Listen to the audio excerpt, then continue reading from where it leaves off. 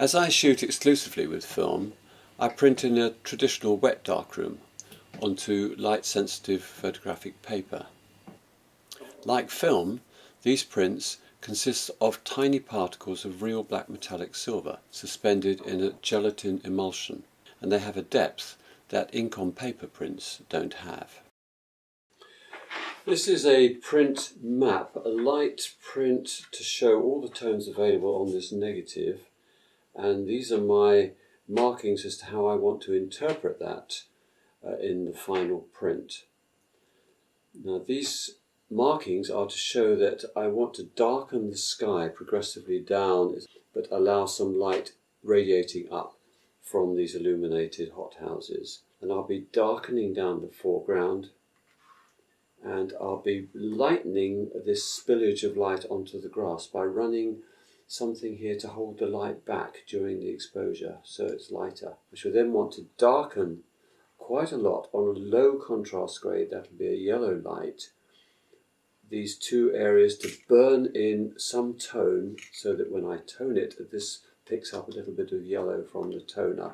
And then this very hot spot where there's a bright light will have an additional exposure to bring up the tone in here which is burnt out.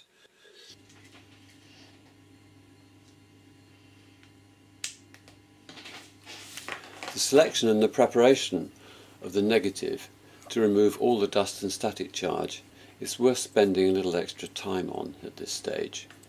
It can save hours of retouching later on the finished print.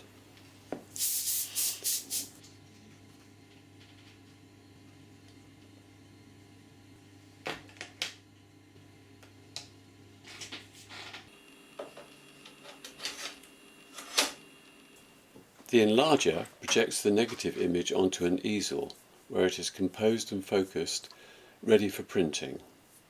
I often use a meter here to measure the light levels and the range of tones in the negative. This way I can work out the exposure and the contrast I want to use for my final interpretation in the print. Being light sensitive, this photographic paper must be handled either in darkness or in so-called safe light that the paper can't see. This is usually red or brown and depends on the paper being used. During exposure onto the paper, I use yellow and magenta filters in different ratios to control the contrast around the print.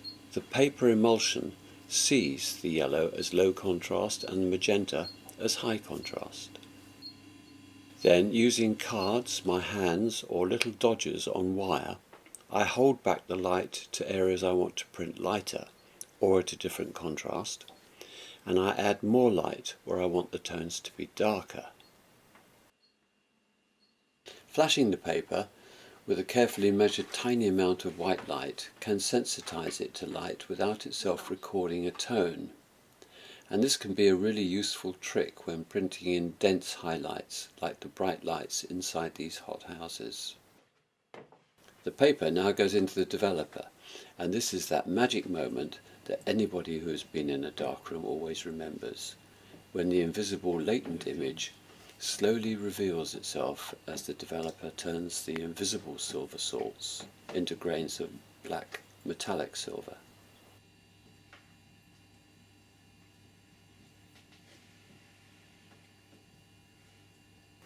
When complete, the developer is neutralized in a stop bath and then transferred to the fixer.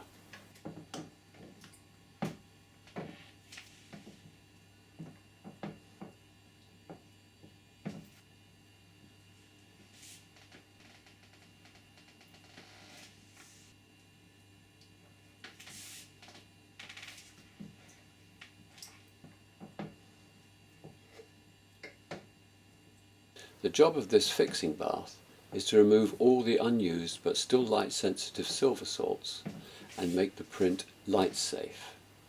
From this point on, everything can be safely done in normal room light.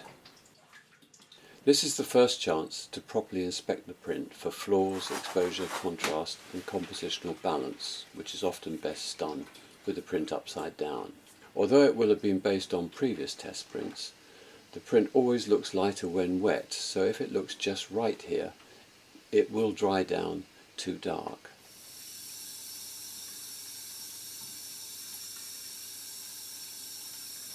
Before toning the prints, I often use a ferricyanide or iodine silver bleach to lighten smaller local areas. Sometimes known as liquid sunshine, this bleach allows finer detailed lighting than is possible by dodging areas during the exposure.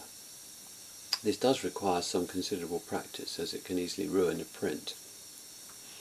In this image, I like the slightly unreal feeling of this brilliantly lit structure, almost as if it's just landed behind these trees, and I want to emphasize the light spilling out of it onto the grass. These bleached areas must then be refixed. I'm using two chemical toning stages in this series of prints. These act directly on the silver and they change its density and its colour. They also greatly increase its archival permanence. I am using them here to make the shadow tones deeper and colder in colour and the highlights a little brighter and warmer. This adds both colour contrast and depth to the image.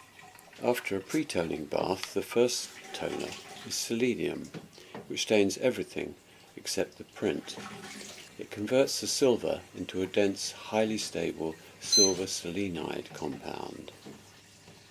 It starts working first in the darkest tones, and so I control the time and temperature carefully to restrict its progress. The print now needs to be washed for 1 hour before the next stage. The second toner is a sepia. This acts on the lightest tones first and progresses downwards.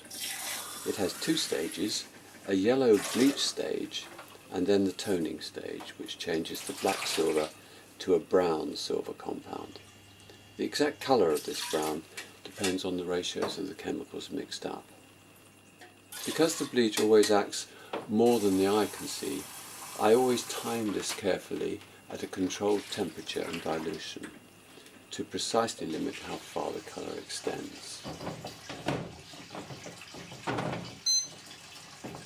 This ferricyanide so-called bleach is really a chemical reducer, changing the silver to nearly colourless silver ferrocyanide, and it must be washed off thoroughly before the next toning bath.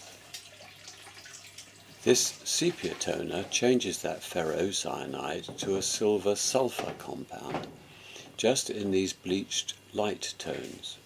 I formulate this for a delicate yellow-brown, which is incredibly stable and will last for hundreds of years. The print must now be washed again for an hour. As I only use slow-drying fibre-based papers, I prefer to hang these to dry slowly overnight without touching the surface, which can be a bit soft and delicate after the chemical treatment. Fibre prints always curl after air drying and need to be flattened before retouching and mounting. I use these heat presses hot for 2 minutes to flatten the prints, and if possible I then leave the cold prints under pressure for a day or two to retain that flatness permanently.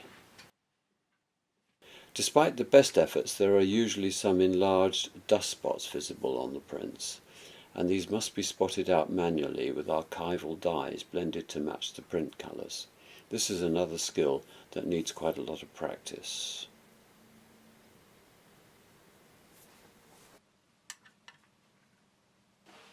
With the spotting completed, the print is mounted, ready for display. All the images in the book that accompanies this exhibition were scanned directly from the darkroom prints. 2 editions of this book and limited editions of the silver prints are available directly from the following website.